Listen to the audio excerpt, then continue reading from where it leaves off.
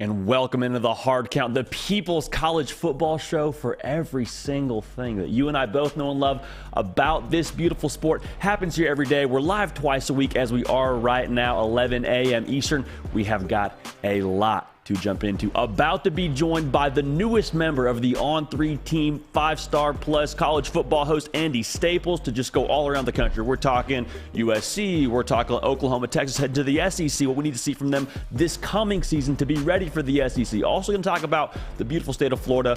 We're going to go all around the country there. Make sure you're tuned in for that.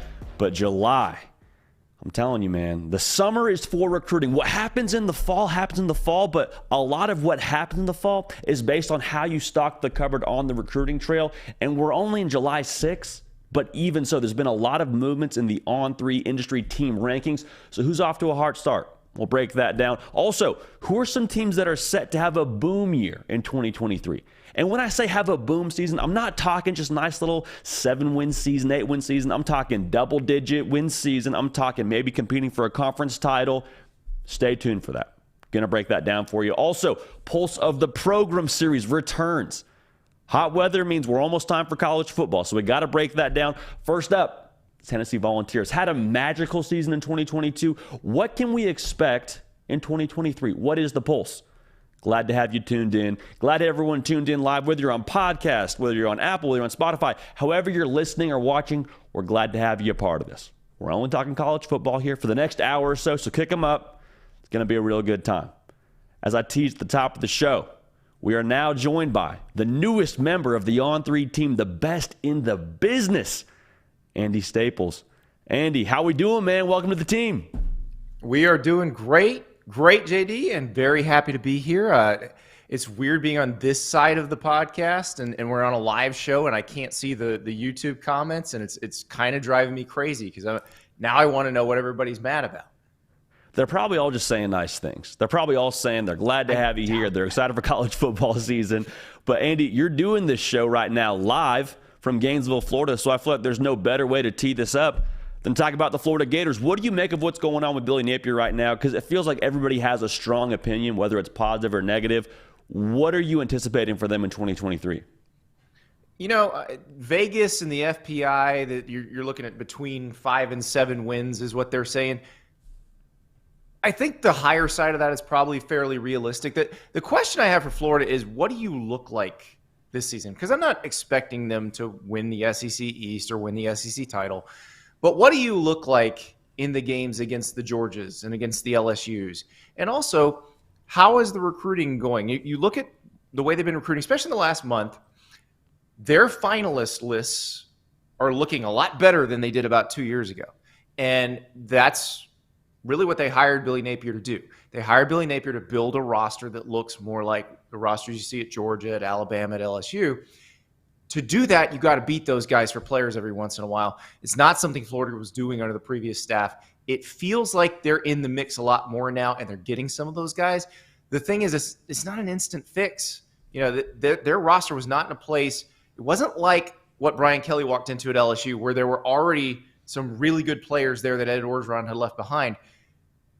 Their roster, other than Anthony Richardson last year, there wasn't a lot of special on it, and it's their job to go find more special.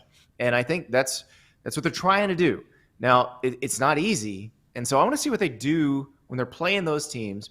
How hard do they fight? You know, how hard are they playing for Billy Napier? And then are some of the young guys, the guys that you're saying, oh, that's the most promising guy on the roster? You know, I think Trevor Etienne, the running back, we know he's going to be pretty good, but Andy Jean, the freshman receiver. They got a guy named Eugene Wilson coming in, another freshman receiver. Can those guys be playmakers right off the bat? You know, Kelby Collins, who was a guy that they beat those big dogs out for in recruiting, is he doing well coming off the edge? That's the type of thing I want to see.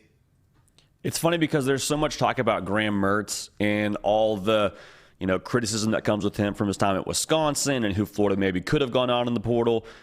To me, it feels like if Graham Mertz can just be serviceable, like if he's just consistent 7 out of 10 every single game in terms of, not hurting your team and giving the ball to the defense, I feel like they have a lot of pieces there, like you said, with that backfield with Montrell Johnson and Trevor Etienne, to where Florida could be a team that makes some moves if that defense is just deeper for them. It depends. It's interesting because they lose Gervon Dexter to the NFL on the D-line, but I think they do feel like they're going to be a little bit deeper up front on defense. Cam Jackson's the transfer from Memphis. He's the nose. Caleb Banks, the transfer from Louisville, they like a lot. And they got some younger guys that are moving up. That's a position group where they have needed to be better for quite some time. And Gervon Dexter, as good as he was, it felt like he was just getting all of the offensive line's attention for a lot of the time. So I think that group needs to be better. But you mentioned Graham Mertz. Unless some of those receivers, other than Ricky Pearsall, blow up, I don't know how good Graham Mertz can be. So that's the thing. You feel pretty good about their backfield. We're not sure about their offensive line, though it should be fine. But who are the guys that Graham Mertz can throw to? Who are the guys that they can rely on to make a play? Well, another team in the state of Florida that's getting a lot of love right now, Florida State. I mean, tons of hype from the way they finished the year, and a lot of it, quite frankly, is well-deserved.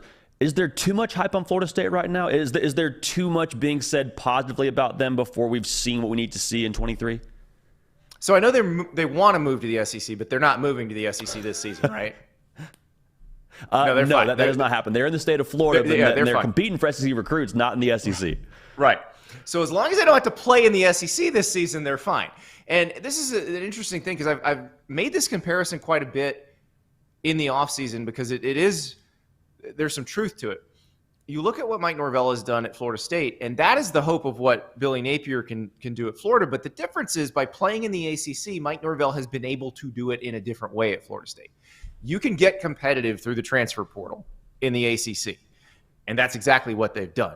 They have a team that can compete with just about anybody in the ACC. We'll see when they play Clemson in early September or in late September how that looks. We'll get a good look at how they stack up against a team with really elite talent when they play LSU in the opener. But they've done a great job spot recruiting out of the portal, and then they've improved, and they're using that to try to get better players out of high school. And once they start doing that, and you're starting to see that now, but give that a few years, and suddenly you have a very sustainable program that can compete anywhere. I'm not sure Florida could pull that off. I don't think there's enough quality in the transfer portal to do that in the SEC. Like, Florida's going to have to build through the draft. Florida State has a team that can compete right now for the ACC title. They've built that offensive line back up. Johnny Wilson blows up coming from Arizona State last year. Now they bring in Keon Coleman from Michigan State, who not like Johnny Wilson. Johnny Wilson didn't do much at Arizona State, then came and Florida State figured out how to use him. Keon Coleman was Michigan State's best receiver last year. Like, Jordan Travis is going to have some fun throwing to him. You look across the roster, and I don't see a ton of weaknesses for Florida State. My one question is the spotlight too bright too quickly? Because Florida State kind of popped last year and snuck up on a lot of people, and now this coming season, a lot of people are saying, well, are they a dark horse college football playoff team? Are they going to win the ACC? And I don't know if they're a playoff team this coming season, but once the college football playoff expands, Andy, I think Florida State's going to be a force every single year to be in that top 12. Talked about the SEC a little bit previously with Florida. Two schools leaving for the SEC next year in Texas and OU. There's a lot of pressure on them, especially Texas, to win the Big 12 and to finally make good on all of the expectations they've had in the previous seasons.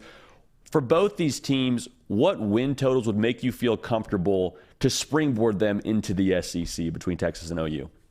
Well, I was listening to your misconception show from earlier this week, JD, and I got to take issue with one of the things you said. You said if Texas doesn't have a great double-digit win season, then it's still okay. It is not okay. They're going to be favored in 11 of 12 games. Like, they should be dominant this season. They should be very good. They should win the Big 12 this season. If they don't, you got a problem. If they lose to Oklahoma, you got a problem. Because right now, they're in a better situation talent-wise relative to Oklahoma than they've been in years. And the rest of the Big 12, not even close to them in terms of on-paper talent. So you'd better win that because you're about to go to a place where the on-paper talent becomes much closer and in some cases better than yours. So you better be able to beat K-State, TCU, and these are very good programs with great coaches. If you can't beat them this year, you got a problem when you get to the SEC. Yeah, Andy, I mean, we're in agreement here. We're in lockstep. The misconception for me is the people in Austin, Texas saying, if we don't win the Big 12 outright, failure of a season. I'm with you. They need to win double-digit football. They're exactly right. It's a failure if they don't win the Big 12. Really? In your mind it is? Well, so if they get to... What are you Giannis here? Like, yeah, no, it's... I'd like to be Giannis. That would be a good way to live. They're the best team on paper. They should win the league. Like, if you don't do that, you didn't do what you didn't reach your potential. I mean, they only won 8 games a season ago. If they get to Dallas and they lose by a field goal, is it really a failure of a season, Andy? Probably, yeah. Okay, fair enough. See, we gotta get your takes hotter, JD. This is me, the veteran, coming to you. Like, we gotta have some hot takes here. But this reminds me a little bit of in 2015. I went on Feinbaum, and he asked me a question about Georgia. This is preseason, and I said if Georgia isn't competing for the national title, competing for the SEC title, they need to ask some really hard questions because this is the best job in America, and they should be in the mix every year. They won 10 games that season, and I remember the day that came out on Feinbaum in the preseason, people in my mentions on Twitter just went nuts. They're like, what are you talking about? You're insane. Well, they fired Mark Richt, they hired Kirby Smart, and it feels like some things changed. So that's the thing with Texas. If Sark can get these guys to their potential, great. If he can't, you need to think about that. Well, I mean, I think that's a fair point. I think it's a very fair point. And let's stick in that vein of misconceptions. Ohio State and Ryan Day, 0 for 2 the last 2 tries against Michigan. I mean, in terms of what Ohio State needs to do this coming season, are they a team that you think is set for a bounce back, which sounds weird to say as they made the college football playoff? Do they have a team? Are they going to beat Michigan this coming season, Andy? I guess is really what I want to get down to. Should they beat Michigan? That's a great question. I was laughing when Michigan, Bruce Feldman went on the Move the Six podcast with Daniel Jeremiah and mentioned that they have the beat Georgia drill now at Michigan, which means they're thinking a little more globally. But, man, I'd be pissed off if I was Ohio State and I heard that. Like, whoa, we're still here. But I do. Here's the deal with Ohio State. It's very interesting because so much psychological damage from those 2 losses to Michigan. But if we're being real here, Ohio State is 1 defensive stop away from being the national champion because they would have beaten TCU. So where are they really? And where they are is they're one of the best teams in the country still. They do need to beat Michigan, yes. But do they have to beat Michigan to win the national title? Well, I think we learned last year that's not true. They could have won the national title despite having lost to Michigan. It will be much easier starting next year to do that because there'll be a 12-team playoff and they won't have to beat Michigan. But for Ryan Day's sake, he needs to beat Michigan. Don't allow those John Cooper comparisons to fester. Like, don't do that. You know, I think people get... We talk about misconceptions. Job description is important. It's important to. I'm talking to Nick Saban about this years ago. Like, when you're in a job, it's very important for your bosses or your employers or your stakeholders to tell you exactly what the expectations are. So let me tell you what the expectations are for Ryan Day at Ohio State. Win the national championship. That's it. Those are the expectations. And the longer he goes without one, the madder they get. So he needs to put them in a position to win the national title. Now, did he do that last year? He absolutely did. So you keep doing that, and you're fine. But you do probably need to beat Michigan because here's the other thing. If you can't beat Michigan, look at Penn State right now. Penn State's dude factor is getting higher. It feels like they can be competitive with those 2 this year. USC's coming into the league. They're recruiting really well. You've got Luke Fickell at Wisconsin now. Luke Fickell helped Urban Meyer build Ohio State into the monster that it is. Ryan Day's level of difficulty is going up. So it's not going to be that easy to dominate, not like it was the first couple of years in the league. Now it gets more challenging. But again, if he has them in a position to win the national title every year, he's fine. If you have a few years where you're not fine. Yeah, I think that's. I mean, I think the sentiment probably grows stronger and stronger. If they were to win the national title a year ago, that Michigan loss never sits well with anybody in Columbus, but maybe they're able to they're not even get talking about maybe it goes down a little bit more smoothly. Yeah. Yeah, well, you talk about expectations. Alabama, the expectation is very, very clear there every single year with Nick Saban, win a national title. And this is the first time in a while where there's a little bit larger of a question mark in Tuscaloosa as to what they're going to be. Now, Andy, I'm of the opinion that I believe that Nick Saban kind of thrives in situations like this with history as our teacher. Doesn't feel outrageously important to me who ends up playing quarterback for them, because I think it'll be a little bit more line of scrimmage centric. What are your thoughts? What do you make of Alabama this coming season? I think Alabama is still going to be very good. Alabama's roster is still going to be one of the best in the country. They're still going to be capable of competing for the SEC title and the national title. Now, the question is, do they find a quarterback good enough to get them there? They've been spoiled the last couple of years with Bryce Young. Clearly, they did not feel anybody won that job coming out of the spring. That's why they went and got Tyler Buchner, and that's where the alarm bells went off, because they've been recruiting five-star quarterbacks. You'd think one of those guys would be ready. Now, I'm fully on the Dylan Lonergan train because I saw one series in the spring game and he was just dealing. So I'm ready to go with that. But no, who's it probably going to be? Well, Tyler Buchner has run Tommy Rees's offense. Tyler Buchner was the day one starter at Notre Dame last year before he got hurt. So that would make sense. But I'm with you. I think people may be undervaluing Alabama because of what happened last year, but let's be real about what happened last year. They lost 2 games by a total of 4 points against very, very good teams. So I am not ready to just declare the Nick Saban dynasty over. I do have some questions because I found it interesting that Kirby Smart at Georgia has now seemingly created the coaching pipeline that Saban used to have, where if somebody left, you just pluck this guy who you've already had, or somebody's in the family, like Bill O'Brien was a Belichick guy, so you could just grab him. They didn't do that with the offensive coordinator. They did a real search. So I do wonder if that's different, or is that a case of maybe they do need some new blood? So we'll see what happens. But yes, Alabama is still very good. Well, let us not declare the Saban dynasty over just quite yet. And it feels like now he has everybody exactly where he wants them. Oh, poor Alabama. Alabama's not going to be as good as they were. Oh, is Alabama going to be able to bounce back? And, I mean, history as our teacher, again, typically Bama and Saban bounce back in a very emphatic fashion. Andy, last question for you. He likes having a way to motivate. He does not – like, coming off a national title is hard to motivate. There's no challenge in motivating these guys. Yeah, there's no shortage of bulletin board material for the good folks in Tuscaloosa. Andy, last thing I want to ask you about, let's go out to the West Coast.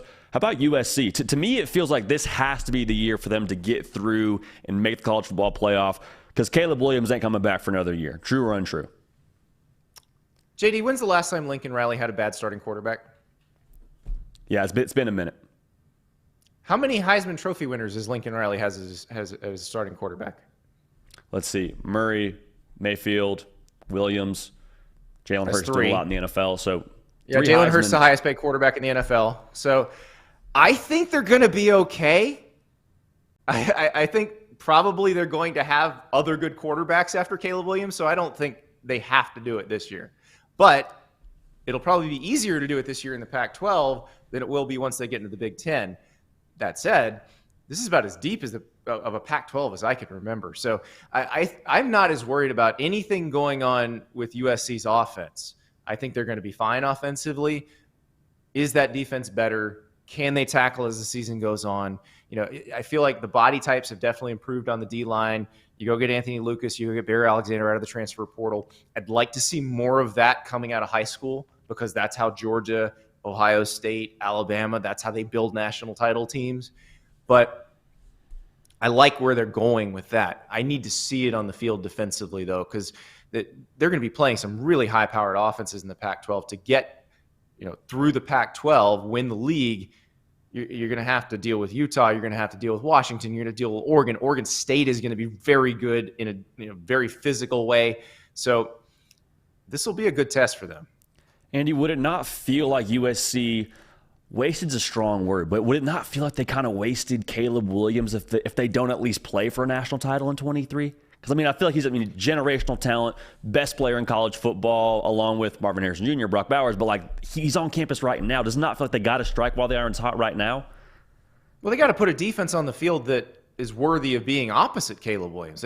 That's the bigger problem. And that, let's be real, that's been the problem since Lincoln Riley's been a head coach. He has to put a defense on the field that is worthy of being opposite that offense. We know that offense is great.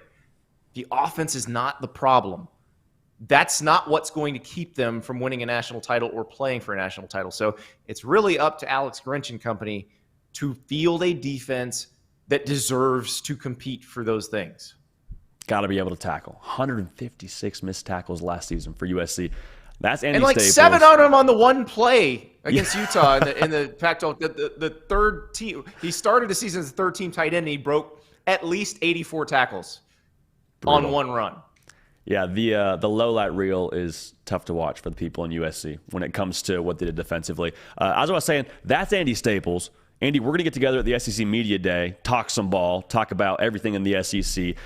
Let the good people know where they can find your work and what they can expect from the podcast. Well, so we'll be on the On3 YouTube channel, just like this show. It's a very similar situation. We're going to be the primetime show. We're going to do a daily show. We'll be going live pretty frequently. We haven't quite nailed down the schedule of how often we'll be going live. But also, if you'd like to listen in podcast form, it's going to be uploaded to all your favorite podcast platforms. So we'll do the show at night. It'll be ready for you as a podcast for your commute in the morning. So any way you want it, we'll have it. And I'll be posting the clips all over social media. Andy_Staples on pretty much all the social media platforms. I joined Threads. I don't know about you, JD. I joined Threads last night. Same username as Twitter and Instagram, Andy_Staples. So basically, I'll either be talking to this microphone or posting on 700 social media sites. Beautiful. Beautiful. Andy, speak for everybody here. So fired up to be working with you. Excited to have you at On3. And this will not be the last time we do this, man. Thank you, JD. Appreciate it. Appreciate it. Again, Andy Staples, newest member of On3, 5-star plus. That was awesome. We didn't really do a whole lot of like, hey, I'm going to ask you this, you say this back to me. Like, it was just, Andy, we're going to talk about these things. Good with that? He's like, yeah, let's roll. And as you saw, we were able to talk a lot of ball there, go all over the country. But again, SEC Media Day, Andy Staples is going to be a part of that operation, and we will have a lot of fun doing that. Very, very fired up to have him part of the team. We talked about it a little bit to start the whole show off, and Andy talked about it a little bit during his segment. But July is for recruiting. July is for recruiting, and right now, there are a couple of teams that have started off July in a very, very hot fashion. Hot weather means it's almost college football time. Hot weather also means that recruiting is going to keep on gaining steam. So without further ado, I want to go into some teams that have started off July and already made some moves. If you're keeping up with the On3 industry team recruiting rankings over at on3.com, you've seen those rankings changing rapidly. So I'm going to speak quickly so nothing I say becomes dated. But y'all, Texas A&M had the top-ranked class not but 2 years ago. Here come the Aggies now. They're in the top 10 of the On3 industry team recruiting rankings, currently sitting at number 9. And there's a lot of jokes made about Jimbo Fisher after they had the number 1 class in 22 and the number 15 class in 23. Y'all, at the end of the day, Jimbo Fisher knows how to recruit. They have stocked that roster with talent, which we'll talk more about later in this live show. I mean, they made a statement landing 5-star wide receiver Cam Coleman out of the state of Alabama. They also landed a receiver, Jalen Hornsby, on the 1st of July. Had 2 crucial head-to-head wins over USC to finish out June. Like A&M, keep an eye on them now. Keep an eye as we go on throughout July. They're going to be a force to be reckoned with on the recruiting trail. So much is made about NIL and about what Texas A&M is doing on that front. And to say that NIL is just the reason that A&M's landing these kids, I think is a little bit far-fetched. Is it a factor? I think it's a factor in most high-profile recruitments. But to say that that's the only reason they're landing these kids, I think typically that's just bitter fans saying bitter things. So A&M absolutely off to a hot start in the month of July. Make sure you're subscribed. Make sure you like the video before you get out of here. We got a while to go before we get out of here. But make sure you like the video. Make sure you're subscribed. And we appreciate you being tuned in. All right, another team that's off to a hot start in July will stay in the Lone Star State. How about the Longhorns? Now, Texas has been very quiet to start off the 24 cycle, but keep an eye on them now. They're starting to creep up. Currently, they have the number 16 class. They only have 12 commits, but they have 4 in the month of July. And we talked about Texas on a previous recruiting segment on a live show, and we said this. Smart runners when running a race, they save a little bit of juice now for that home stretch. And watch Texas continue to pick it up now, because they're going to be a team, I think they close really strong, especially as we get into the fall. I would be surprised if they're not in that top 10, top 5 conversation when it comes to National Signing Day.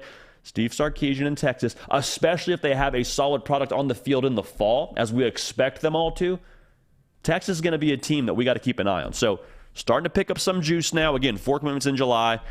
I think this is just the start for them when it comes to what they're going to do on the recruiting trail with Steve Sarkisian running that operation. The number 1 class in the On3 industry team recruiting rankings is the Georgia Bulldogs, and they landed a commitment yesterday from Daniel Calhoun, interior offensive lineman out of the state of Georgia, 4-star kid, 6'6", 365 pounds. Safe to say he's been eating his Wheaties. The bottom line here for Georgia, when I look at how they've recruited, yes, they're landing top talent. We all knew they would. They always land top talent as long as Kirby Smart's the head coach there. But look at where they're landing that top talent from in terms of the position. 8 of their 23 commits right now in this class are either playing on the offensive or the defensive line. And we said it on a previous segment, but I'll say it one more time. Kirby Smart understands if you can't move me and I can move you on that line of scrimmage, we're probably going to win this football game. And we were at the National Championship Media Day, and when Georgia walked in, it was evident who had the big human beings. It was evident who was going to be able to control that line of scrimmage. And this is Kirby Smart just continuing to further the formula. We're going to get the big boys. We're going to have the big human beings.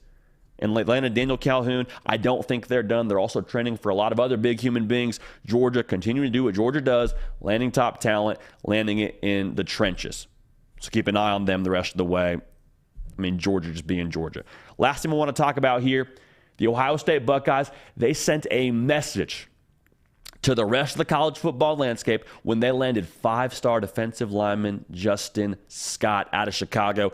And this was a shocker to a lot of us because Justin Scott, it was Michigan, it was Miami, it was Notre Dame. Then Ohio State came out of seemingly nowhere to land the 5-star. And this to me just says, listen, you still have to deal with Ohio State. They have the number 2 class in the On3 industry team recruiting rankings. They are always going to be a factor for all of these kids. I mean, there's not a position that Ohio State doesn't recruit well. Receiver, Brian Hartline's got that on lock. Quarterback, you come to Ohio State, you go play in the NFL. Typically how it works. Defensive line, Justin Scott made it very clear. A big reason, a deciding factor for him for picking Ohio State over Michigan was coming and playing for Larry Johnson, the defensive line coach there. And his track record speaks for itself. Joey Bosa, Nick Bosa, Chase Young, JT Tuimoloau, Jack Sawyer, I think, is primed for a big year. Like, they continue to recruit that position well. They continue to develop that position well. I think that's a big reason why Justin Scott ended up committing to the Buckeyes. He's set to sign with the Buckeyes when it comes time to sign. But you hear what I'm saying. Ohio State sending a message, we're going to be a factor for each and every recruitment if we want to be. So Ohio State, Georgia, Texas, Texas A&M, all off to a hot start in July. Make sure you're locked in to on3.com. Make sure you're following On3 Recruits on Twitter, Hayes Fawcett on Twitter. Going to keep you in the know for all things with the wild world that is recruiting. Also follow Chad Simmons, National Director of Recruiting here at On3. Going to keep you locked in. July just getting started. Recruiting continues to roll.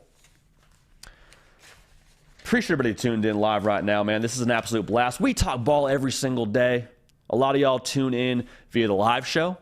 A lot of y'all tune in via podcast. If you're watching the live show right now, make sure you like the video. You hit a little thumbs up under the picture to get us to over 100 likes. To my account, that would be 10 live shows in a row, over 100 likes before we get off the air. So if everyone could hit that thumbs up button right now, we'd be over our goal, and that would be phenomenal to keep that thing rolling. So thank you in advance for that. Huge shout out to my guy, Anthony, who got at me on Twitter. Said, JD, I'm in Fort Stewart, Georgia. I'm a USC fan. I listen on an Apple podcast. Anthony, We're glad to have you tuned in, man. We're glad to have you part of this program. Thank you for being a part of this. Get at me on Twitter. Get at me on Instagram. Get at me in the comment section of this video and let me know how and where you listen. We've had people from all over the country, all over the world, telling us how and where they listen, whether it's on podcast out their window when they're listening in London, or whether you're international and you're tuned in at your military base, whether you're tuned in at your job in the States. We're glad to have you here. Glad to have you a part of this. Again, let me know how and where you're listening. Just an enjoyable part for us to be able to spotlight a lot of our listeners. So thank you for that. Now, another segment I want to talk about here as we move on. Every single year, there's teams that just sort of boom. And you know what I mean. Teams that maybe are slow to gain some traction the year before, but they've been building in the shadows. And then all of a sudden in 2023, boom. And when I say boom, I'm not talking a little, 7-win season, 8-win season, go 8-4. That's nice. I'm talking like double-digit win season. I'm talking a factor in the conference championship race, if not win the conference championship. Who are those teams that could potentially boom in 2023? I got one for each Power 5 conference, so let's just kind of go down the list here. And a team that we talked about a little bit when it came to what they're doing in July on the recruiting trail, how about Texas A&M? Texas A&M, in my mind, is very much so on boom watch in 2023. And if people are going to maybe have an argument against this, the first thing they're going to say is, well, Jimbo Fisher, and then it'll go into something about how he's not calling the offense right and how they have underachieved previously. So my question to that would be, okay, so you're saying it's Jimbo Fisher. So you're saying there's nothing wrong with the roster, though, right? The talent's there. The way that I'm looking at this, they got as many 4 or 5 stars as just about everybody else they're going to play in the country, right? They're going to be competitive from a roster standpoint. So if you're telling me it's Jimbo Fisher's fault, you're likely telling me there's a problem with the recipe, not a problem with the ingredients. The ingredients are solid. I love Connor Wegman. I love Evan Stewart. Having Anaya Smith back is huge. They got a lot of ingredients on this roster. And it, again, like I said, it is much easier to change the recipe than the ingredients. And they're working to change the recipe right now in College Station. It's why you hired Bobby Petrino to call the offense. We'll see how much say he gets. It's going to be something we have to talk about when it gets here. But I'm not concerned about the roster. The roster is the hardest part to acquire. Putting it together, that can take some time. I'm okay with that. It's not okay to underachieve, but I'm okay with the fact that maybe you don't get it right 100% of the time. Texas A&M now, if they put it together, they're going to be a team that I think competes in the SEC, and they're going to put a dent in the college football playoff race. Because just look at who they play. They play Tennessee. They play Alabama. They're going to have a chance to make some real noise in this playoff conversation, at very least as to the impact they have on it. Now, whether they compete for the college football playoff or not, who knows? But I'm telling you, the roster itself is enough to be very, very dangerous when it comes to the 2023 season. So Texas A&M absolutely on boom watch for us here in terms of a team that could pop in 2023. Make sure you're subscribed. Make sure you like the video. Follow me on the socials at Judy Piquel on Twitter and on Instagram. Thank you in advance for that. Now, let's move on to the Big Ten. It is no secret how I feel about Wisconsin. I have made my feelings about the Wisconsin Badgers very, very clear. I love Wisconsin. I love Luke Fickell. And they are, I think, a little bit ahead of where a team would be in year one under a new head coach. Because Luke Fickell, said, I'm not just going to watch the bowl game. I'm going to go ahead and coach the bowl game. I'm going to go get involved with this team. I'm going to start coaching this team. And so to me, I'm saying, okay, the process he's putting in place, his way of doing things is starting to infiltrate this team. That is a little bit ahead of schedule in my mind. And when I look at this team, they have everything they need to win football games. They won a bowl game last year. They have a chance to make some real noise in the Big Ten this year because they have a solid identity on defense. I mean, Wisconsin teams just always will. Luke Fickell coach football teams always will. They have good personnel. The offense has a chance to be two things. One, explosive. Phil Longo scored over 30 points a game last year with North Carolina. Tanner Mordecai, I think, is one of the best-kept secrets across college football, much less the Big Ten. Put up over 70 touchdown passes during his time at SMU. Got a lot of players through the portal at the wide receiver position. And they have a chance to be balanced. Braylon Allen now, that is a grown man running the football. That is a whole lot of USDA-approved sirloin beef coming downhill at you. So the balance they have in the pass game and the tough physical identity they'll have in the run game with Braylon Allen, they're going to be balanced. Balanced football teams do a lot of good things in November because then you're able to be versatile and play any style of football, whether you're forced to just have a ground and pound kind of attack or whether it's, hey, we're going to stack the box, you better throw the football. You can keep defenses off balance. So tough defense, balanced, explosive offense, and they have an organization that it has the right leader. Going back to Luke Fickell, he's been in the college football playoff. He's won at the highest level. He knows what it takes to get this team to where it has to go, where it needs to go, where they expect to go at Wisconsin. You have a proven leader in Luke Fickell. It's not just, okay, we hired this guy from, FCS West and he's going to figure it out. It's like, no. Luke Fickell has won and has coached at big-time programs. He got Cincinnati to the playoff. Like, this is not something we're just trying out for the first time for Wisconsin. We know where this thing is going based on his track record. Now, he's got to do it at Wisconsin, but look at Wisconsin and how they're positioned. They're in the Big Ten West. And no knock on the Big Ten West, but, like, who are we just saying is going to beat Wisconsin outright? Who is a team that's standing in Wisconsin's way that we just think is going to be overmatched for them in that side of the Big Ten? Now, can they win the Big Ten? That's kind of where the next conversation starts. But I really like the way Wisconsin sits from a personnel standpoint, from a philosophy standpoint, and just how they're positioned within the Big Ten as a whole. So Wisconsin, the boom factor is very, very high for our friends in Madison. In the Pac-12 now, let's talk about UCLA. Andy Staples was on this live show just a few moments ago, and he talked about how deep the Pac-12 is. USC is going to be a factor. Utah's back-to-back Pac-12 champs. Oregon, who knows what Bo Nix and them are going to be this coming season. Washington may have the best offense in the country in terms of what they do throwing the football. For the Pac-12, the team that I'm watching for a team that could potentially pop off and boom is UCLA. Now, before you scream at the television and before you turn off this podcast, here's my question. How good can their quarterback play be? Because Chip Kelly, one of the best offensive minds in college football, they did a lot through the transfer portal. To me, it comes down to how good is their quarterback play. I'm looking at who they have. They got Colin Schlee. They got Dante Moore, five-star true freshman for them. My assumption is that Dante Moore, whether it's game 1 or whether it's game 6, is eventually their starting quarterback. What if Dante Moore is just him right from the jump? What if that 5-star status is seen in his first year on campus in Westwood? If UCLA is able to be explosive and dynamic offensively and Dante Moore hits the ground running in Chip Kelly's offense, there's no telling what UCLA could be, man. Because we all know this. In the Pac-12, you got to have elite quarterback play to win. Utah's a great example. Yeah, they're really tough. Yeah, they have a great defense. But Cam Rising has been the common denominator the last 2 Pac-12 title seasons for them. You look across the conference, same thing with Washington with Michael Penix Jr. and Bo Nix at Oregon, Caleb Williams at USC. You got to have a quarterback to get it done. And if Dante Moore is who I think he could be his first season on campus, they bring back 8 starters on defense who, to be clear, they do have to perform better than they did a season ago, allowed 30 points a game, but they got a lot of guys back that could gel and could do some good things. If Dante Moore's that guy, they got Carson Steele bringing Maction to the Rose Bowl. I'm excited about what they could be. I think Dante Moore and UCLA, as long as Chip Kelly's the head coach there, they're going to be a problem. But I'm telling you this, as long as Chip Kelly has a quarterback, we've seen that UCLA can be dangerous. So UCLA, to me, is very much so on boom watch in 2023. Let's go to the ACC now. Miami has the most important piece that you need. They got the quarterback. They got Tyler Van Dyke. And I'm a big fan of him. There's no secret about that. If you've watched this show for any length of time, you know I'm excited about Tyler Van Dyke.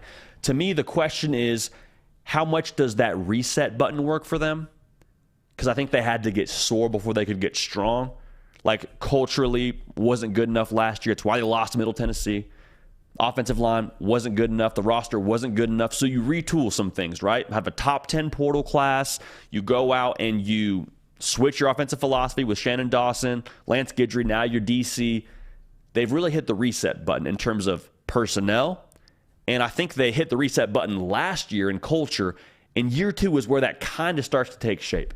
Because I believe in Mario Cristobal. I believe in the way that he does things. If his culture starts to permeate this coming season and we see a tough Miami football team, and you pair that with a revived offensive philosophy, with what they did getting Javion Cohen and getting Matt Lee and now Francis Mauigoa, the true freshman, probably going to start for them at tackle they're excited about. And Tyler Van Dyke is a version of what we saw in 2021 back in 2023.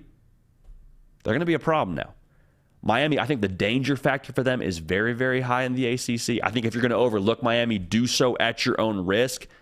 Mario Cristobal has proven he can turn these things around. He's proven he knows how to win. I think it's a matter of time at Miami, and I think the personnel now is at the jumping off point, and the philosophy offensively is at the jumping off point to where we can expect some more good things from them. So Miami, absolutely very, very high boom watch in 2023.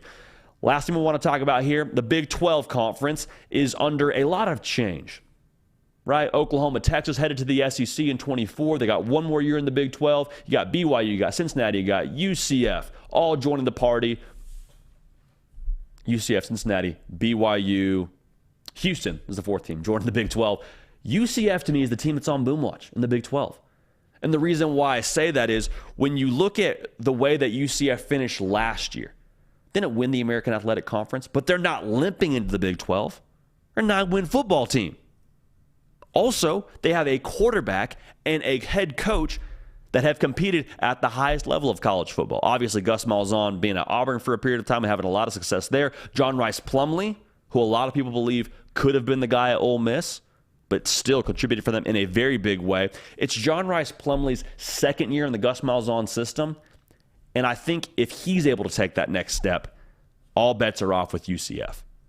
Because Oklahoma and Texas are probably the top 2 you look at from a roster standpoint. Kansas State's going to be tough. TCU loses a lot of key pieces. I think the Big 12 has a lot of question marks. And if UCF is able to, again, if John Rice Plumlee takes that next step in the offense and they're able to have that output they need to have, production-wise, scoring-wise, keep an eye on UCF.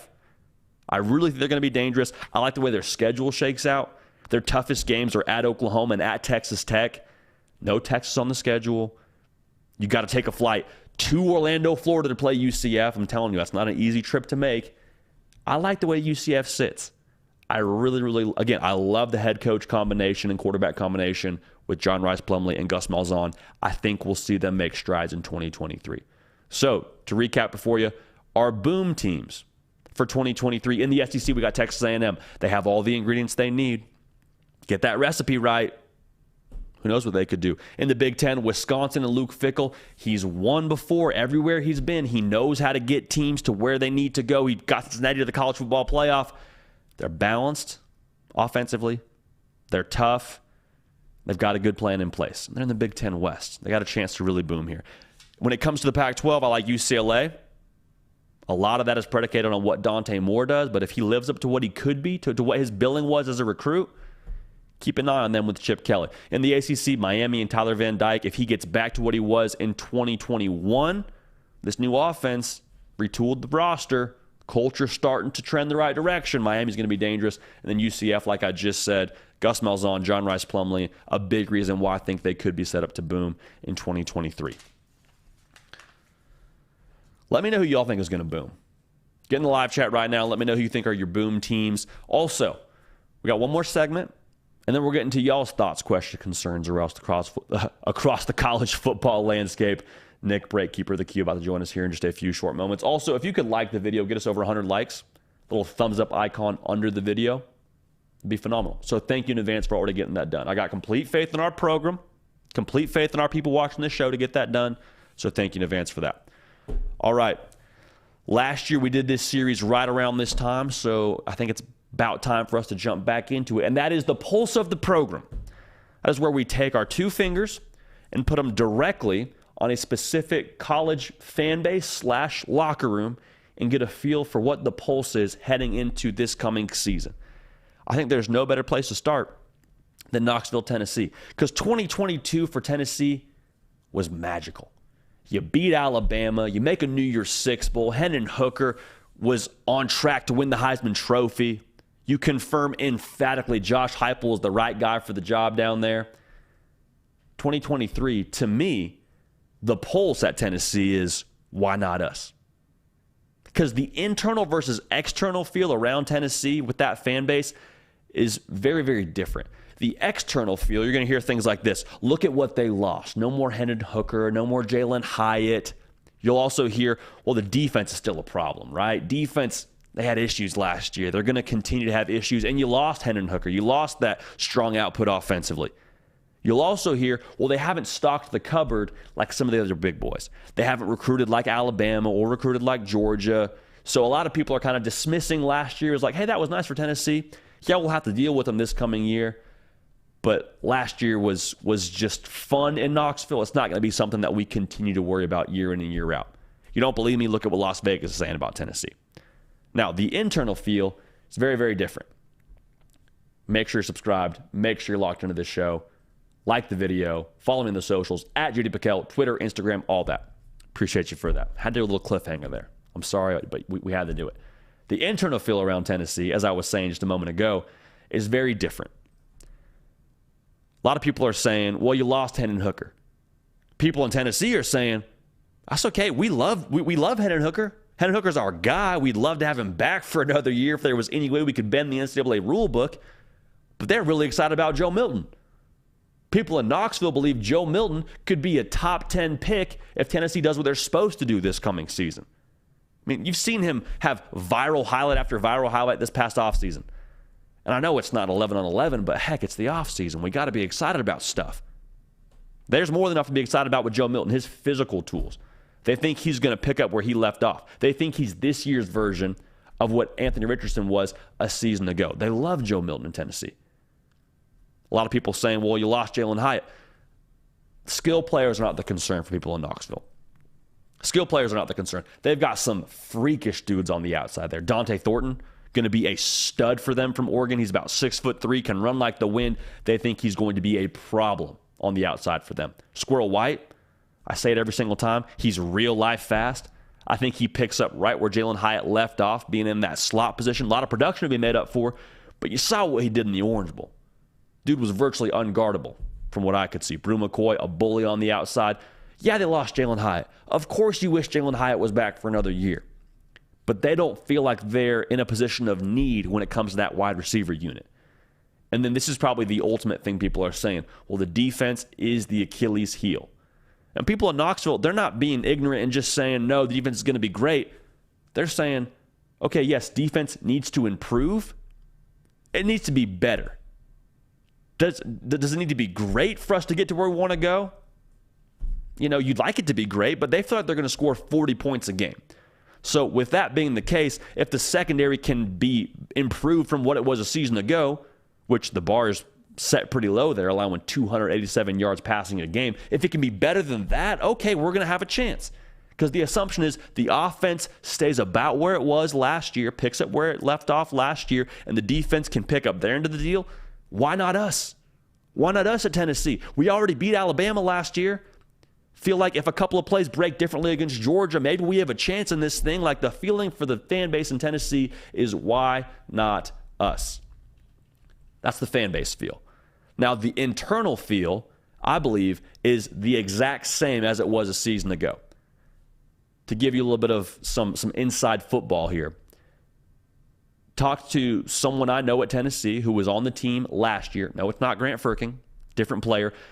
And I asked him, hey, what's the feel for you guys going into this coming season? Again, this is a year ago, right around this time. I said, what's the feel? We're doing this segment, Pulse the Program. I want to get your internal feel of that locker room. And what he told me was, hey, we're just looking to take that next step. We feel like we're ready to take that next step. And so we saw last year, by nature of what they accomplished, double-digit wins, New Year's Six win. They took that next step. Now, fast forward the tape now, looking at this team, I think that's still the same approach. That's still the same feel internally. That's still the pulse, is taking that next step. Because look at what Josh Heupel said when they won that Orange Bowl. Took the podium, confetti's falling, Joe Milton's hucking oranges to the last row of the Orange Bowl, and like there's a lot of excitement, right? And Josh Heupel just says, this is just the start. They understood that wasn't the destination. It's a nice feather in the cap. It's a nice way to cap off the 2022 season. That wasn't the destination for the good folks in Tennessee. And so for them, they're looking to continue to build off what they did last year. They're not satisfied with last year. They're looking to make the college football playoff and win the SEC. Like, those goals, I think, are much more attainable based on what happened last year, but that's still the mission for them. The mission is win the SEC. That's the mission. That's the next step for them in their mind, I would have to believe. And when it comes to Tennessee, looking at what could happen in 2023, I think they're a powder keg on the recruiting trail. If they go 8-4 in 2023, well, then 2022 is just kind of a nice story, right? Hey, that's cool you beat Alabama. That's cool that you had that great run with Hendon Hooker, but you kind of took a step back, fell back to earth, right? That'd be the sentiment if you were to win 8 games. Now, if you go and beat a Georgia or Alabama again and win double-digit football games again, I think the whole just pop blows off the top. I think that would happen if Tennessee were to do that, because I think then the recruiting momentum starts to really get rolling, because we usually see what you did a season ago impact the next cycle on the recruiting trail. And they've already had some juice now on the recruiting trail, has Tennessee. But then you start to see, okay, this is who Tennessee is now. They're going to be a factor every single year in the SEC title race. They solidify themselves as a top-tier team in the SEC if you go knock down one of those big boys in Bama or Georgia. Then I think you have a chance to really start cooking with some gas. So for Tennessee, the feeling is, why not us? And the pulse is, why not us in Knoxville? Because they feel like they have everything they need to accomplish everything they want to accomplish in 2023. Yes, they lost a lot. You never want to lose Hendon Hooker or Jalen Hyatt. That's never something you hope to happen. No, you don't have the same OC as you did last year, but even so, they feel like everything they need is in-house to get to where they want to go. So that's the pulse of the program for Tennessee. Talk about a lot of other teams as we get rolling here throughout the summer leading up to college football season. But the Vols like where they stand before the season gets rolling. That's the beautiful part about right now, man. At this point in time, and I tweeted it out, you are well within your right, regardless of fan base, to drink every single ounce of Kool-Aid that is associated with your team. Because right now, everybody's undefeated. Everybody's got a chance to win the title. Everybody's got a chance to win their conference. Everybody's got a chance to beat their rival. That's what we love, man. That's what we sign up for. So my advice would be, guzzle that Kool-Aid. A lot of people saying, no, be slow to, have high expectations. No, guzzle that Kool-Aid, because right now you get to. Beautiful part about it. If y'all could like the video really quick, little thumbs up button under the video will get us over to 100 likes. Be 10 shows in a row. Be just a great testament to what y'all have done so far. So thank you in advance for that, for getting that done. Get a little thumbs up thumbs up icon under the video. Hit that for me. We'll be off to the races. Now, hope you've been getting in your thoughts, feelings, questions, concerns, takes even, to the keeper of the queue, Nick Brake. So we're going to bring him on right now. Owensboro, Kentucky, first-team all-producer, Nick Brake. Welcome in, brother. How we doing? JD, how you doing, man? Dude, I'm doing good. I'm doing really, really well. I'm glad to have the party rolling this morning, man. Fun to have Andy Staples on, huh? How was that? Always a fun time to have Andy Staples in here. Awesome he's joining us here on 3. Gonna be awesome, man. Joining the party. Joining the party. Joining the party, and the party is party rocking, man. What are we hearing right now from the live chat? We're gonna start with Husker Fan Man 1989. What is your favorite non-New Year's Six bowl game? Husker Fan Man says mine have been New Mexico Bowl and the Holiday Bowl. That's a really good question. Now, I would have said a couple of years ago, before they made it a New Year's Six Bowl, it would have been the Chick-fil-A Bowl. That would have been my answer. Man, I do love the Holiday Bowl. The Holiday Bowl is always fun. I went to that a couple of times growing up, being in the Southern California area. I'm trying to think if I'm missing any bowl game that's just crucial. No, you know what? I'm going to go Holiday Bowl. I think that's probably the one that I would side with. I mean, you have 2 historic conferences. It was played at Qualcomm Stadium, which was where the Chargers played before I think it got knocked down. Holiday Bowl is a lot of fun, man. I've been to that a couple times as well in person and as a fan and with the media. That's actually the first bowl game I ever went to. So I'll say Holiday Bowl for memory's sake and for pageantry's sake, Nick. Great question. Yeah, good start. Next one. This one from Jonathan Rayfield SJD, Matt Rule has taken away the single-digit numbers at University of Nebraska and will be rewarding them to the most elite players. Who do you think will earn those single-digit numbers for Nebraska here this season, JD? To be clear, I love this. I absolutely love this. He did this when we were at Baylor as well. You give out the single digits as a reward to like, hey, this is a dude now. You got to earn that single digit. You want to wear that fresh number 4, 5, 6, whatever, you got to earn that. Who are some guys that are going to wear the single digit? It's a good question. I think Jeff Sims has to be in consideration for that. Currently rocking the double digit. I think he was 14 in the spring game, Nick, if I'm not mistaken. Wore 10 at Georgia Tech. Would not be surprised if he were a guy that were up for that single digit honor. I think Anthony Grant could be a guy that ends up earning that single digit honor just in terms of a guy who's an absolute dude. Billy Kemp, the transfer wide receiver, could be a dude for them. So there's a lot of guys that are up for consideration.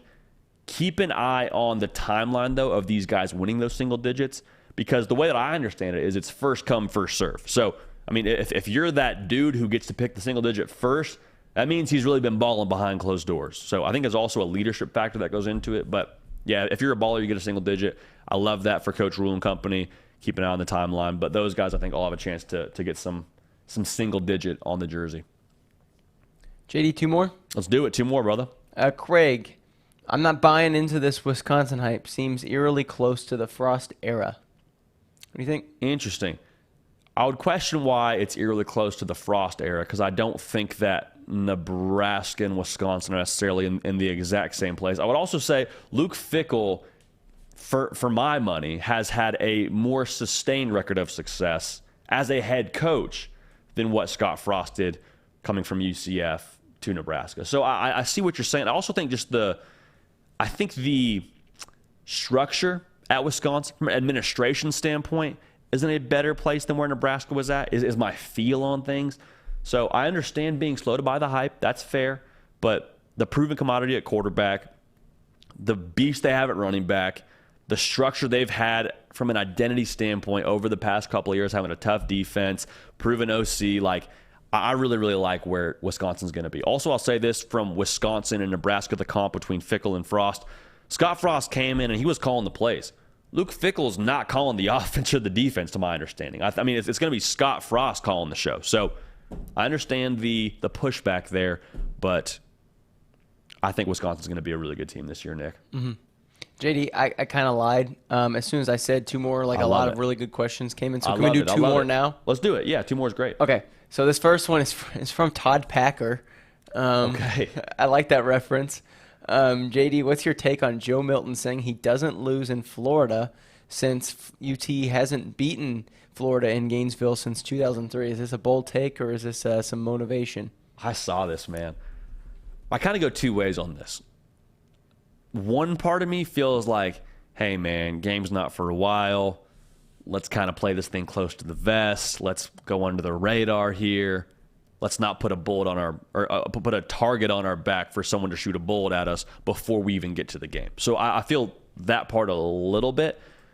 The competitor side of me, though, is like if I'm in that Tennessee locker room and my quarterback says, listen, we don't lose in Florida, and that's our rival school, I'm like, let's go, man. I'll follow that dude into battle anywhere. Talk your cash, Joe Milton. Like that's probably how I would feel if I were Joe Milton's teammate. So if I'm on the outside looking in, I'm like, I don't know if I feel great about us putting a bullseye on our back. But the competitor side is like, yeah, bring it on. We want all the smoke. We know what it is against Florida. We know what we did last year to them at our place. Like, let's go. Let's get after it. Also, probably doesn't hurt that Florida has a 5.5 win total according to Vegas right now. So they're kind of the easy one to call out. But I love it for Joe Milton. I think that's actually a pretty bold way to go about it. And I like that he's going bold. Okay, one more question. This is a really good question. David Erickson, #AskJD. What are your excuse me. I asked, this is not the good one. Okay, this is a good question. He asked what your expectations are for Jeff Sims, JD. So that's a great question. So you can answer that really quick. But he has a really great other question that I've got to find. But JD, do you have anything to say about that? Yeah. Jeff Sims, the expectations are for him to be steady. Like, that's what Nebraska needs for him to do. All the tools in the world, big frame, rocket for an arm. The concerning thing is there isn't that production to go with those tools from when he was at Georgia Tech. But this system now, it's going to be let's run the football and set up open shots for this pass game. So to put it simply, the expectation is be consistent, be steady, don't turn the ball over. In terms of what I think performance-wise for him, I think it'll be good production. I think what he does well will be making the timely plays. Like, I think it's not going to be a thing where we're at the end of the season here talking about Jeff Sims winning the Heisman Trophy and leading the country in passing. My expectation for him and what I think he could do at Nebraska is just be the steadying force for this offense. And I think he's going to do that well. I think that's why he came to Nebraska. I think that's why they wanted him to come to Nebraska among some other transfer portal quarterbacks. So those are my expectations for Jeff Sims, Nick. Okay, and I found it. This is David Erickson's other question. I really like this one. Would it be beneficial for another small conference to sort of duplicate what the MAC does with MACtion playing in midweek?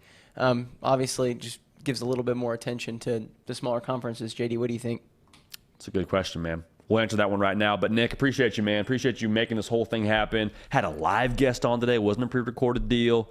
Best in the business, Nick. Appreciate you, brother. Do it again Tuesday? Yeah, I'll be back Tuesday, my friend. We'll see you then. Tuesday it is. Again, Nick Bray, keeper of the queue, running this whole operation for us here at the Hard Count. To answer that question, should a smaller conference do what the MAC did in having their matchups during the week to get more attention? Because we all love MACtion, midweek MACtion, having college football on a Wednesday or a Tuesday when we, are kind of starting to feel down in the dumps because we just got off college football Saturday. I think it's a great idea. Now, how you would make it work logistically is my question, because I have friends that have been in the MACtion from a personnel standpoint, and it is a grind on the schedule because at some point you do have to play Saturday games as well. But if there's a conference that would be able to get into that Tuesday or Wednesday slot, I think that would be something that could bring a lot of exposure to your team, and exposure just helps your operation across the board. Probably more money because you probably got a pretty good TV deal set up. Recruits get to see you and only you on that night of the week. So I would love if a certain conference were to get this done. The Ivy League made a play to get this done with ESPNU having their games on a Friday, and I think that probably helped some schools a little bit across the board. But yeah, to short answer this, would love to see other conferences get that done if they were able to make it work logistically. Y'all, we're glad to have you a part of this. Appreciate you all getting us over 100 likes yet again. That's 10 shows in a row. It's not us. It's all y'all getting it done, so thank you for that. Everyone tuned in on podcast, you have our heart. You have our admiration because you find a way throughout your day. You can't tune in live, so you say, you know what, podcast, I'm there. I can get it done on my drive. I can get it done when I'm at work. I can get it done after I get the kids to bed. So thank you very much for that. Appreciate y'all being tuned in. Appreciate y'all being part of this. We will be back Tuesday, 11 a.m. Eastern, but we'll have videos for you every single day up until then. So make sure you're subscribed. Make sure you're locked in. College football season is around the corner. We love y'all. We appreciate y'all. As always, we're going to keep the party rolling. We will see y'all next time.